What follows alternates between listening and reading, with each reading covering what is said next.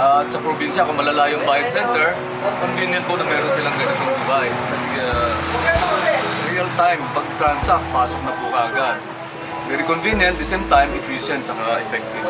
Sir, pag pupunta ka pa ng palengke, magbabayad ka tricycle, 8 pesos, babalik ka na naman 8 pesos, nakikita ka pang bibilin doon, mas magastos. Kung pupunta ka naman ng SM, ang tricycle mo, 8, 8, 16, 16, 32.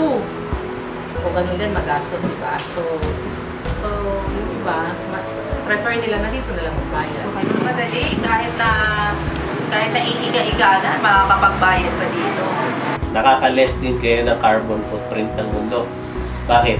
Karamihan sa tao dito, hindi na kailangan kumuha ng susi ng sasakyan at sumakay sa sasakyan, pumunta sa malayong lugar para magbayad.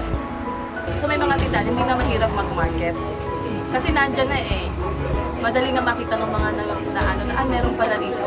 Hindi na ako lalayo. Dati, ang kaya ng gagawin namin is magbenta ng inibenta yung mga produkto na naman ng tindahan. But with the Posible device, hindi lang siya basta sari-sari store. But, pwede niyang i-consider yung sarili niya na para siya nag-franchise ng isang Western Union or isang bayan sa inyo na hindi siya lumasos na malaki.